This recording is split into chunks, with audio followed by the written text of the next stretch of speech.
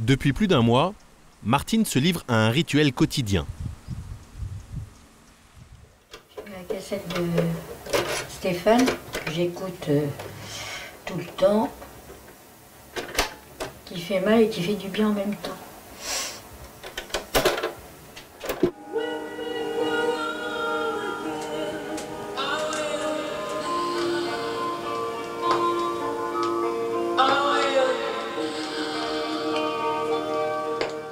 Donc comme musique? C'est la musique des Scorpions, c'est un groupe allemand qui chante en anglais que Stéphane écoutait avant de partir.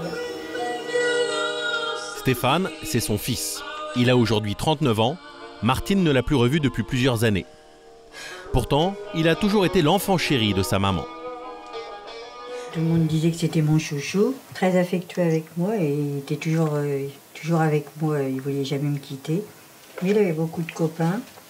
Ouais, c'est vrai, il aimait bien faire le pitre. Ouais. Stéphane, un adolescent comme beaucoup d'autres. Mais depuis quelques semaines, il est suspecté d'assassinat. Il est considéré comme terriblement dangereux. Certains le qualifient de bourreau d'enfants. Car Stéphane est l'assassin présumé du petit Valentin, un enfant dont le meurtre cet été a ému toute la France.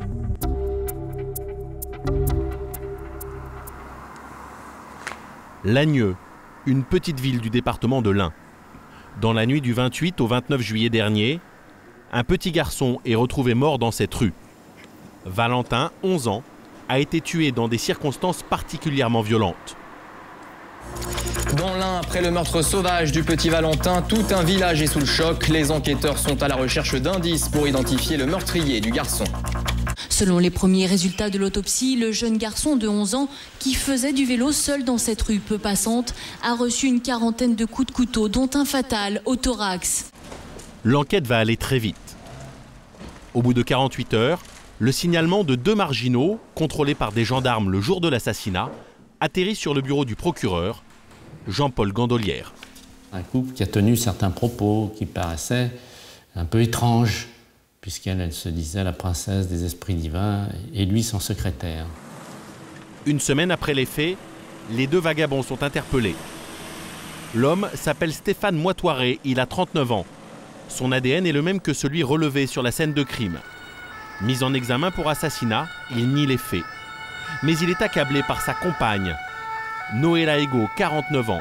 Selon elle, Stéphane Moitoiré a tué le petit Valentin dans un accès de démence. Un meurtre totalement gratuit. Et petit à petit, les gendarmes vont découvrir la personnalité inquiétante de ce marginal qui sillonne les routes depuis 20 ans. Et ils s'interrogent. A-t-il pu commettre d'autres crimes ? La vie de ce petit garçon, qui était le chouchou de sa maman, bascule à l'adolescence. Il a 17 ans lorsque son père meurt, un choc dont il ne se remettra pas. Stéphane passait beaucoup de temps avec lui. Et c'est là que j'ai vu que Stéphane n'allait plus très bien. Il y avait des petits signes indicateurs de son mal-être. Stéphane devient introverti et irascible. Il finit par rompre avec le reste de sa famille. Une rencontre va définitivement changer sa vie. Un jour, il est rentré, il m'a dit, j'ai rencontré une fille dans un café qui m'a tiré les cartes, qui m'a dit qu'elle m'emmènerait avec elle. Noëlla Ego a 28 ans, 10 de plus que Stéphane. Comptable dans un hôpital, elle se dit voyante à 16 heures. Entre les deux, c'est le coup de foudre. Elle plaque son boulot, lui son CAP de pâtisserie, et les amoureux partent sillonner la France à pied ou à vélo. Sans le sou, ils demandent au maire ou au curé de leur offrir l'hospitalité. Et en général, ils tiennent des discours complètement farfelus. Comme à Morlac, ce petit village du Cher. Ce jour-là, c'est un adjoint au maire, Frédéric Babillot, qui les a accueillis. Après lui avoir ouvert la porte, donc il s'est présenté comme étant, on va dire, pèlerin, représentant une association australienne, dont le siège était en Australie. Le but de cette association, c'était donc de créer une banque internationale qui permettrait de mettre à disposition des prêts gratuits. L'élu ne croit pas une seconde à cette pseudo-mission humanitaire. Pourtant, pour l'impressionner, le faux pèlerin en fait des tonnes. Il avait rencontré des personnalités politiques. D'ailleurs, il m'a dit qu'il avait rencontré Nicolas Sarkozy, qu'il le connaissait même très bien.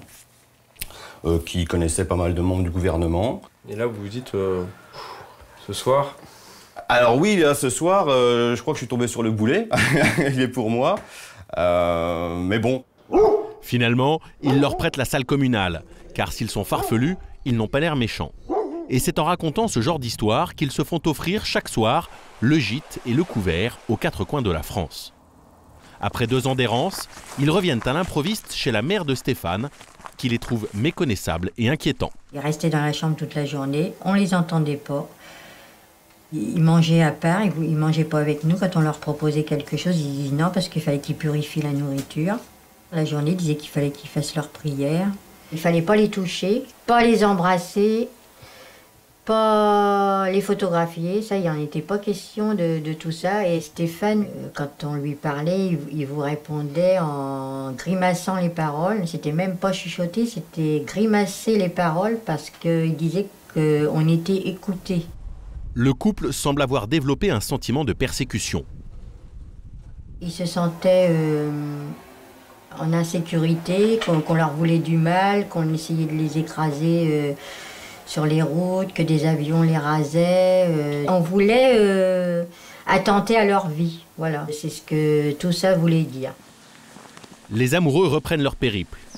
Pendant plus de 10 ans, ils ne donnent pas la moindre nouvelle à leurs proches. À en croire les personnes qui les ont hébergés, ils inventent des histoires toujours plus délirantes. En octobre 2006, Michel Gauthier-Millac, maire d'un petit village de Dordogne, a droit à un scénario digne d'un film de science-fiction. Il appartenait à une association armée et qu'il ne fallait pas s'étonner si les jours à venir, qu'il y aurait des hélicoptères qui atterriraient dans notre terrain de sport. Là. Et j'ai dit, mais pourquoi faire? Eh bien, ils porteront des valises. J'ai dit, mais contenant quoi? Et j'ai dit, ils me disent, mais contenant de l'argent, et vous pourrez distribuer à votre population, et vous le garderez si vous voulez. Un doudingue. Mais Stéphane Moitoiré a un autre visage. Il peut aussi se montrer violent. Il y a 2 ans, à Orliac, toujours dans le Périgord, François Mignon, le maire de l'époque, leur propose la salle paroissiale. Voilà le lieu. Il y a de la place, comme vous voyez, mais il n'y a aucun élément d'hébergement pour quelqu'un. Donc, on est sur l'estrade, vous pourrez vous installer, passer la nuit tranquillement, pas de problème. Ils sont contents, ils sont tout à fait satisfaits, me remercient. Le lendemain, lorsque le maire veut récupérer la salle, les routards dorment toujours. Après 2 heures d'attente, François Mignon finit par hausser le ton. Je tambourine dans la porte, sortez, ouvrez, je leur dis, sortez, là, je ne peux pas rentrer puisque la porte est verrouillée de l'intérieur, c'était mon erreur. Et j'insiste et je tape et à ce moment-là, la porte s'ouvre, mais brutalement sur moi donc.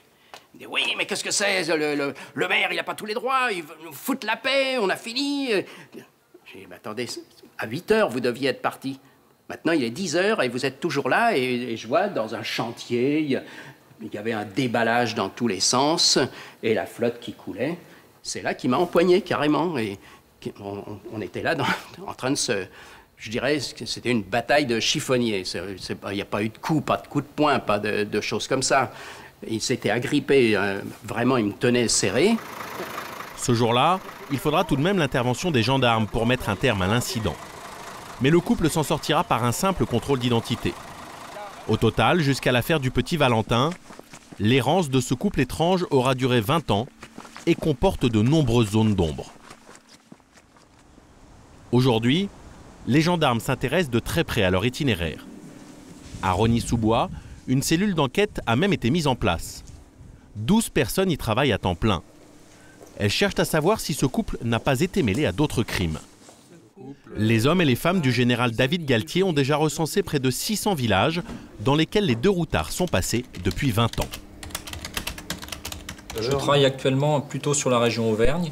Ouais. Donc on est en train de cibler particulièrement cette région-là pour déterminer dans quelle période ils seraient passés. Et je pense que sur le centre de la France, ils ont traversé assez souvent le centre de la France. En fait, ce sont les parties vraiment les plus rurales oui, tout à fait, de la métropole. Leur parcours est retracé sur ce tableau. Selon toute vraisemblance, il faudra encore plusieurs mois pour reconstituer avec précision l'itinéraire des deux vagabonds. Dans la salle d'à côté, d'autres gendarmes recensent toutes les affaires non élucidées qui ont quelques ressemblances avec le meurtre de Valentin. Les enquêteurs ont choisi des critères tout à fait objectifs, notamment l'absence de mobile sur l'infraction, la pluralité des coups portés avec soit une arme blanche, soit un objet contondant. Enfin, le fait que la personne susceptible d'être l'auteur était plutôt évidemment un homme. Et des crimes commis par un homme qui se serait acharné sur sa victime, les gendarmes en ont déjà ciblé une dizaine qui vont faire l'objet d'un travail approfondi.